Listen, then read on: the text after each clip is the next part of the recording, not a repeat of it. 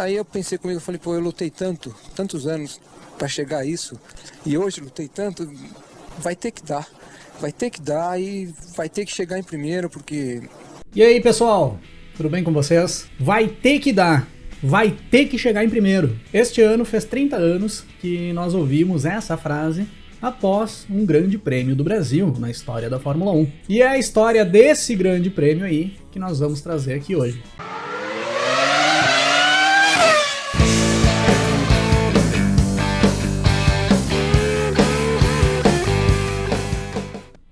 Vencer sempre é bom. Vencer correndo em casa é melhor ainda. O piloto brasileiro Ayrton Senna sempre deixou bem claro a vontade que tinha de vencer um grande prêmio do Brasil na sua carreira. Vencer na frente da sua torcida. O Senna tinha um carisma e uma identificação muito grande com a torcida no Brasil, e ele sabia que dar um espetáculo na frente desse público, na frente dessa galera que apoiava ele, seria uma bela forma de retribuir a todo o apoio e a todo o carinho que ele recebia desse público. Em 1984, no primeiro Grande Prêmio do Brasil que o Senna correu, ele mal conseguiu dar 7 voltas no circuito de Jacarepaguá, no Rio de Janeiro, abandonou ainda no início da corrida com problemas no turbo da sua Toleman. Em 1985, agora correndo pela Lotus, um novo abandono, agora por uma pane elétrica no carro da Lotus. Mas em 1986 as coisas melhoravam bastante para o Senna. O Senna fazia nesse Grande Prêmio do Brasil de 1986 a sua primeira pole position na carreira em solo brasileiro, na frente da sua torcida. Acabaria fechando a corrida no final com uma boa segunda posição, cruzando a linha de chegada somente atrás do outro brasileiro, o Nelson Piquet, que venceu a corrida. Eu trouxe vídeo aqui pro canal há poucos dias contando a história dessa dobradinha. Se não conferiu ainda, confere lá, que tá muito bacana essa história. Em 1987, outro abandono, dessa vez com problemas no motor da Lotus. E em 1988, agora correndo pela McLaren, era muito grande a expectativa por uma vitória do Senna nesse Grande Prêmio do Brasil, em Jacarepaguá. O Senna fez a pole position, sendo 7 décimos de segundo mais rápido que o seu companheiro de equipe, o francês Alain Prost. Em teoria, era o único adversário que poderia tirar essa vitória do Senna nesse Grande Prêmio do Brasil. No warm-up, no treino antes da corrida, o Senna também andou muito bem, foi muito mais rápido que o Prost. Porém, as coisas se complicaram segundos antes de dar o sinal verde para a corrida iniciar. O Senna ergueu os braços ali naquele momento antes da largada, solicitando o adiamento da largada, pois tinha identificado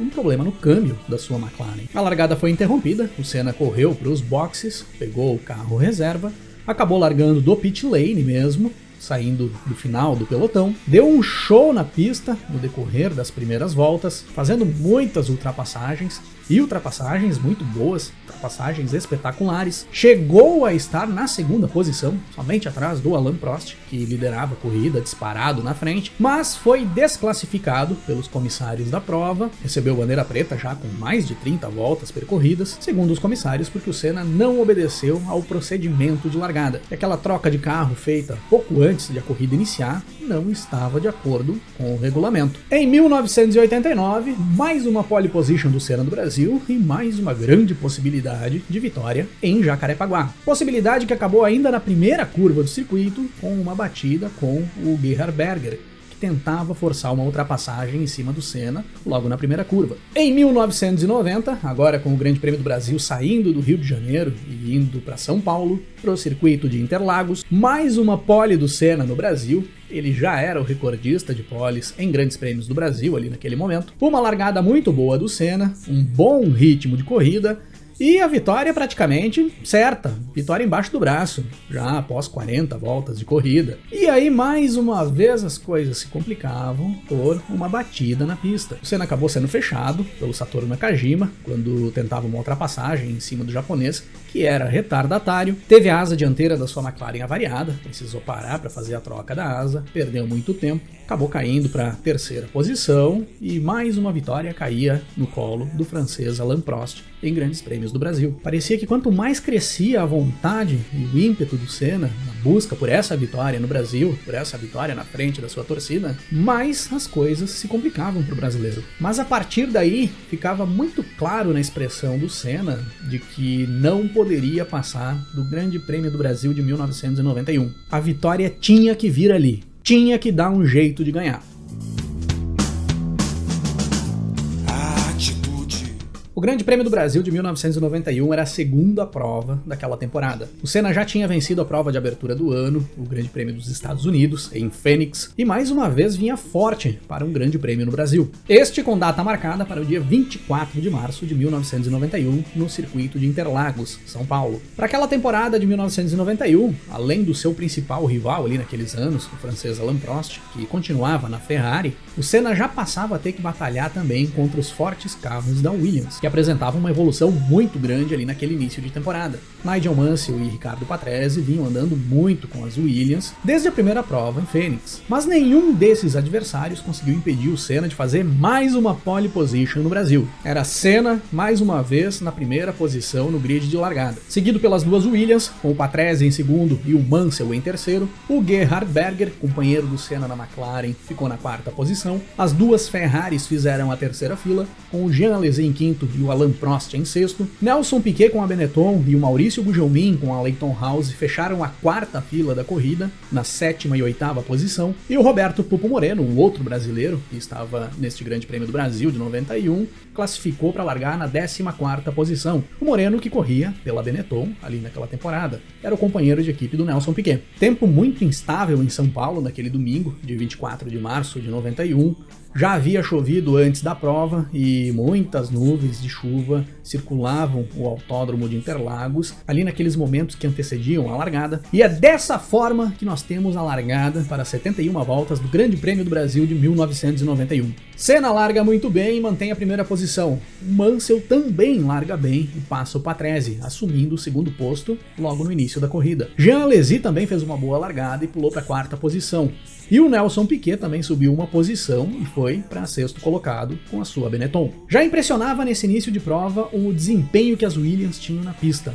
Era ali que o lendário FW14 da Williams dava as caras pela primeira vez na Fórmula 1. Já tinha estreado em Phoenix, na prova anterior, na primeira etapa da temporada, mas não tinha chamado tanto atenção pelos problemas que as Williams tiveram no câmbio semiautomático. Esses problemas no câmbio acabaram ofuscando o desempenho das Williams em Phoenix. Para o Grande Prêmio do Brasil, o FW14 já passava a atrair mais as atenções. O modelo que viria a se tornar um dos carros mais dominantes da história da Fórmula 1 pouco tempo depois. Nessas condições, com o Mansell embarcado no FW14, o Senna andava tudo que era possível, mas não conseguia abrir vantagem para o inglês, que era o segundo colocado e vinha logo atrás. Após 5 voltas de corrida, nós tínhamos o Senna na primeira posição, com o Mansell em segundo, o Riccardo Patrese em terceiro, Jean Alesi na quarta posição, Gerhard Berger em quinto, Nelson Piquet em sexto. O Prost era o sétimo colocado, era o primeiro fora da zona de pontuação. Nessa época pontuavam apenas os 6 primeiros. Na volta 10, o Maurício Gugelmin, que era o nono colocado ali naquele ponto da corrida, recolhe o carro para os boxes e abandona. Ele já vinha correndo no esforço,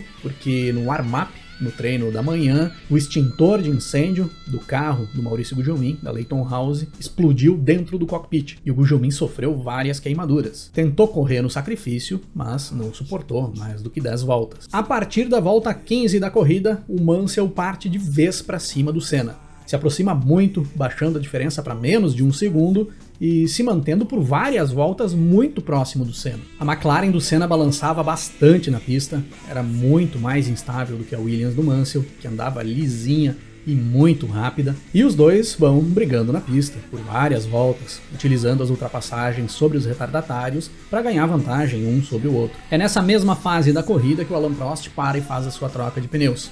O primeiro ali do pessoal da frente do pelotão a fazer a troca de pneus na corrida. Nesse ritmo forte que o Senna e o Mansell vinham mantendo na pista, os dois iam se isolando na frente, deixando o Patrese, Alesi, Berger e o resto da turma bem para trás no decorrer da corrida. Ia ficando uma corrida particular entre os dois ali na frente, principalmente após a volta 20. Os dois abriam mais de 20 segundos para o segundo colocado, que era o Riccardo Patrese. Na volta 25, o inglês Nigel Mansell para e faz a sua troca de pneus. E faz um pit stop muito ruim. Engasgou o carro na hora de arrancar para sair dos boxes, não entrou marcha, perdeu mais de 15 segundos parado nos boxes para fazer essa troca de pneus. Na volta seguinte, o Senna para e faz a sua troca. E aí a McLaren trabalha bem, faz o pit stop com menos de 7 segundos. O Senna retorna ainda na primeira posição, logo à frente do Patrese, que ainda não tinha parado. O Mansell, com essa troca troca ruim acabou indo para a 4ª posição. Na volta 28, Berger e Patrese param para fazer as suas trocas também. E o Jean Alesi para logo em seguida. Chegando na volta 30, nós tínhamos o Senna em primeiro, com o Mansell já na 2ª posição e voando na pista. O Piquet em terceiro, tentando fazer uma estratégia diferente, sem parar para troca de pneus. O Patrese na 4ª posição, o Alain Prost em 5º e o Jean Alesi em 6º. Na volta 34, o Patrese passa o Piquet e assume a 3ª posição na corrida. Nesse ponto na corrida, o Senna tinha pouco mais de 6 segundos de vantagem para o Mansell, que tinha mais de 20 segundos de vantagem para o Patrese. Seguiam Senna e Mansell disparados na frente da corrida. Pouco antes das 40 voltas do Grande Prêmio do Brasil de 91, o Mansell baixava a diferença para o Senna para menos de 5 segundos. Enquanto o Senna ia fazendo voltas em torno de 1.21, o Mansell fazia 1.20 baixo. Ia se aproximando muito rápido do Senna, recuperando todo aquele tempo que ele tinha perdido no pit stop. Chegando na volta 45, a diferença era de 3 segundos. Era nítido que o Senna tinha problema com os pneus da sua McLaren, a aderência do carro na pista não era boa, escorregava demais, mas alguma coisa a mais ia implicando o desempenho do Senna ali naquele momento. A McLaren começava a apresentar ali, pouco depois da metade da corrida, problemas no câmbio. A 4ª marcha do carro do Senna começava a escapar com frequência, e o carro ia falhando quando aconteciam essas escapadas de marcha. O Senna precisava ficar corrigindo e colocando o carro de volta no ritmo da corrida o tempo todo. Passando da volta 45, o Berger faz a ultrapassagem em cima do Piquet e assume a 4ª posição. Piquet caía para a 5ª posição. E aí nós começamos a ver o Senna abrir vantagem sobre o Mansell. Mas não porque o Senna conseguia melhorar o ritmo, e sim porque o Mansell começava a perder desempenho. Já começava a se questionar se aqueles problemas de câmbio que a Williams tinha sofrido em Phoenix voltavam a assombrar as Williams no Brasil. Pouco antes da volta 50, o Piquet para e faz a sua troca de pneus. Não foi possível levar até o final da corrida sem trocar pneus aquele carro da Benetton. Na volta 50, a diferença do Senna para o Mansell subia bastante, a ponto de se aproximar dos 10 segundos. Ali naquele ponto as coisas pareciam ir ficando mais tranquilas para o Senna, e a vitória começava a ficar visível no fim do túnel. Aí o Mansell para fazer mais uma troca de pneus. E mais uma vez o Mansell não tem um bom pit stop. Perdeu quase 10 segundos parado nos boxes. Passando das 50 voltas de corrida, o tempo começava a fechar bastante sobre Interlagos e alguns pingos começavam a cair sobre a pista. A McLaren ali naquele momento já ficava pronta para fazer a segunda troca de pneus para o Senna. Mas nesse ponto era interessante esperar um pouco para ver se a chuva viria ou não. Ele tinha mais de 30 segundos de vantagem para o Mansell, dava para aguardar e ver o que aconteceria. Se precisasse parar, tinha tempo de fazer a parada e retornar na frente, ainda na 1ª posição. Após a volta 55, a chuva começou a engrossar sobre o circuito. O tempo de volta do Senna começava a subir muito, para mais de 1,27 contra 1,22 do Mansell. E não era só a pista úmida e os pneus desgastados que faziam subir o tempo do Senna desse jeito. A 4ª marcha deixou de engatar de vez no carro. Ele não tinha mais a 4ª marcha para utilizar na corrida a partir dali. Precisava pular da 3ª marcha direto para a 5ª. E para fazer isso naquela época, no câmbio manual, na alavanca, o piloto tinha que fazer um esforço muito grande para não deixar o motor morrer e para segurar o carro na pista quando entrava a 5ª marcha e o motor subia a rotação. Na volta 58, a vantagem do Senna para o Mansell, que tinha sido de 35 segundos após o segundo pit stop do inglês, já tinha caído para menos de 20 segundos. Se o Senna quisesse fazer a sua segunda parada a partir desse momento, já ficava impossível voltar à frente do Mansell. Ele já perderia a 1ª posição na corrida. Mas aí o Mansell resolveu dar uma bela rodada na pista, bem no estilo Nigel Mansell. Rodou e já encostou logo em seguida, abandonando a prova. E aí nós tínhamos pouco mais de 10 voltas para a corrida acabar. O Senna era líder com mais de 40 segundos de vantagem para o segundo colocado, o italiano Riccardo Patrese. A vitória estava garantida, só que não. O tal do problema de câmbio que a McLaren do Senna vinha tendo desde a metade da corrida continuava evoluindo. Agora, além de não ter a 4ª marcha, a 3ª e a 5ª começaram a escapar também. E o esforço do Senna aumentava para conseguir corrigir essas escapadas de marcha e manter o carro na pista. Ele ia virando em torno de 3 4 segundos mais lento que o Patrese por volta. As coisas já pareciam ficar mais complicadas. Faltando 7 voltas para a corrida terminar, o Senna perdeu quase todas as marchas do carro. A única marcha que ele conseguiu engatar foi a 6ª marcha. Na tentativa de engatar qualquer outra marcha, o carro ficava em ponto morto. Para não correr o risco de ficar sem marcha nenhuma, ele deixou a 6ª marcha engatada, não fez mais trocas de marcha e foi só de sexta, de ali em diante. E dá para chegar até o final da prova, fazendo as últimas 7 voltas só com a 6ª marcha e vencer a corrida?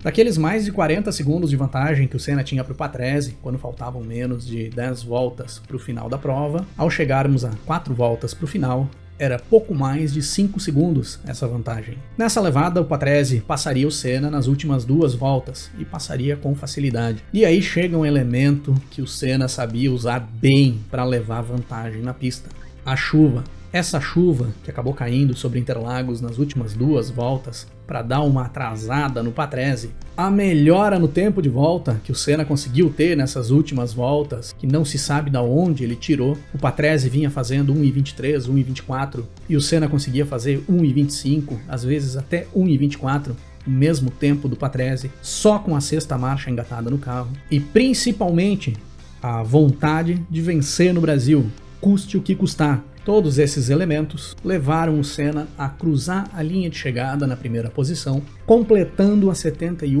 voltas do Grande Prêmio do Brasil de 1991, com menos de 3 segundos de vantagem para o Patrese, o segundo colocado. Gerhard Berger fechou o pódio na 3ª posição e o Nelson Piquet terminou em 5º colocado. Era uma vitória com um esforço tão grande que força para sair do carro depois que a prova terminou e subir no pódio era quase zero. Nós vimos ali um Ayrton Senna extenuado no final da corrida, mal conseguindo erguer a bandeira do Brasil e o troféu da vitória, em cenas emblemáticas que ficaram na história dos grandes prêmios do Brasil, como uma das vitórias mais impressionantes da carreira do Ayrton Senna e, claro, uma das vitórias mais impressionantes de um brasileiro em um grande prêmio do Brasil.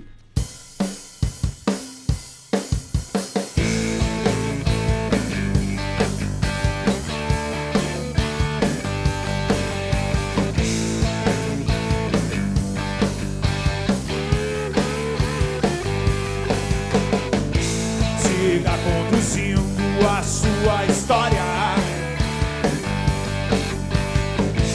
Em algum momento você vai passar pro percurso